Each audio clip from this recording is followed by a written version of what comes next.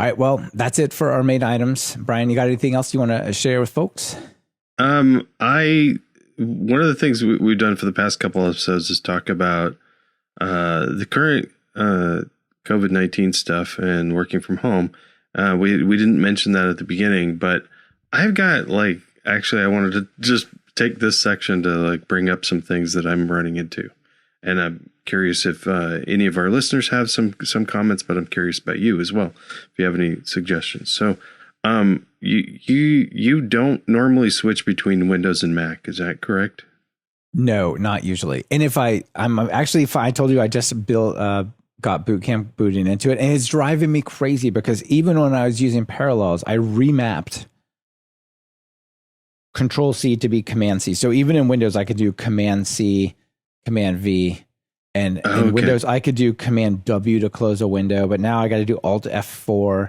But the crazy touch bar thing doesn't have function key. So now how to do Alt F4 with no function key? There's just a bunch of it's a challenge if I'm not running in a VM. So yes. Okay, so I've got two laptops. One of them runs Windows. One of them's running Mac. It's a Mac. And so I've got my setup with my my monitor and my keyboard and everything, and I can switch between them. And I would love to have just a magic switch, but apparently USB switches don't happen. So I just plug in the USB-C from one to the other. So if anybody's got a switch that they know about, great. But I don't want to pay $1,000. I was thinking 50.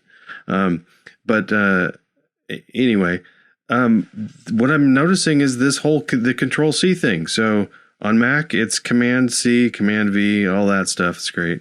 And then it's Control. That's the thing I'm messing up, is the copy and paste and all that stuff is different on the two. And so any idea, is it easier can you remap on a Mac? Can you make it do Control C and Control V also? I don't know. I think so. I'm pretty sure you can. You can go. One thing that I do all the time on the Mac is if you go to the keyboard preferences. Okay. And then you can go in there, you can go to shortcuts. And so I'll go to that app shortcuts. So if you go to app shortcuts, you could add a new one.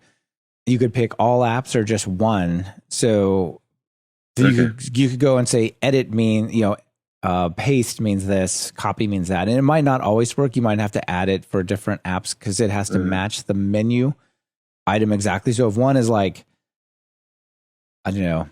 copy and paste, or paste with a capital P or a lower P or a ... or not a ... those would not be compatible, but you could go in there and add the shortcuts and just say Control V means paste, or paste ... or capital P paste, or whatever you got to do for a few of them. And then I bet you could map it over like that. Yeah. But the other thing that you could do that I used for a little while is I had a Windows machine and a Mac at the same time on two different computers, and I set up a network KVM, which is kind of what you're talking about. And it lets you actually just have two monitors on two computers side by side, and the mouse will just move straight across from one to the other computer, without changing stuff. So there's a place called sharemouse.com. I cannot recommend it. I've never used it. I can't seem to find the one that I used to search for and use back 5 years ago. But a network KVM switch is what you want, or something like that. So check that out. That might let you actually have both at the same time.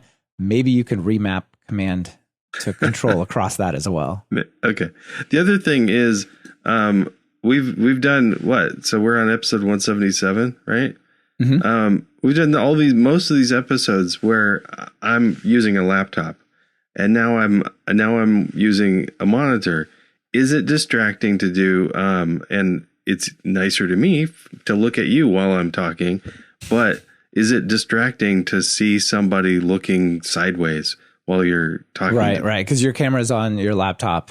Yeah. But your main high risk monitor is in front of you without it. Right. It's not distracting to me because I'm used to it. There's so many video calls that I'm in these days where it's some sort of setup like that. Okay. I think I'm just over taking it personally. The person never looks at me. or you just don't really like the way I look and you're always like, oh, geez. Oh. No, I'm just kidding.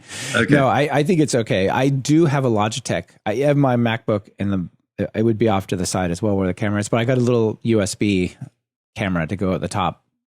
Okay. Maybe I'll get a USB camera. Yeah. Who knows? But okay. Anyway, that was it. And also for some reason I've got an hour and a half extra with no commute time, but I don't know where it goes. I don't seem to have more time in the day. I seem to have less time. But yeah. Anyway. Maybe you're more accessible. I mean, you used to be like kind of accessible to the people who were near you. Now the entire company has equal access to you and your time, right? I booked it on your Outlook calendar. Like, oh no, not my Outlook calendar. I don't even look at that. Yeah. Anyway, okay. So enough about me. I don't know where my time goes either. But yeah, although I don't have more, I've lost getting used to that. Although I did have to drive my daughter to school. And sometimes, and that time is back. So yeah, I guess I have some time as well. I have a quick follow up, really, really quick. So we talked about SuperString and their benchmarks last week. The benchmarks showing that like SuperString is much faster on Python and lower memory usage on Python for a bunch of operations and whatnot. And I convinced Matt Harrison to cover it and whatnot. But on Twitter, a couple of people were like, hey, I looked at the code and I don't really know where the memory improvements are coming from. If you look at the benchmark stuff, I don't know how much better it is or isn't. I haven't dug super deep into it, but it looks like a lot of the improvements in speed are around slices, and like new string creation is not necessarily that much better. Anyway, I just wanted to link to a conversation with Anthony Satili and a few other folks who are chatting about that. So might want to jump in if you really care about SuperString. Yeah, and also I'm glad you brought it up because I really love that people are calling us on stuff. Like people pay attention and go, "Hey, wait a second, you covered something, and I don't think that it's as cool as you think it is." That's why we have awesome listeners. Like usually the feedback is, "You covered this one thing. Did you know there are 7 others like it that you've never heard of?" We're like, "No." Or why did you cover this other thing you don't know about? Well, because I didn't know about it till now. Yeah. So. Are you ready for a joke? I am so ready. All right. This one is a little bit, we've covered this before, but like 75 episodes ago or something like that. So I feel like it's okay to cover it again because I've talked a lot about Windows subsystem for Linux. You just talked about the sharing keyboard around it. So, in all good natured joking at Windows, here's a joke. So do you know how many programmers it takes to kill a cockroach? No, how many? 2. One holds, the other installs a Windows on it. That's funny. It takes way more than one person to install Windows. That's right. Fun. All right. Well, that's good.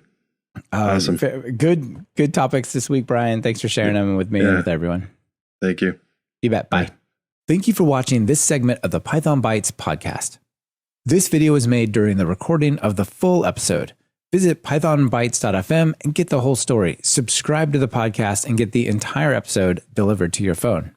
Please support our work by taking one of the courses at pythonbytes.fm/courses or learning PyTest with Brian's book at pythonbytes.fm/PyTest. Finally, visit our sponsor shown on the screen here. Visit the link on the screen and get the special offer for Python Bytes and YouTube listeners. Thanks, and have a great rest of your day.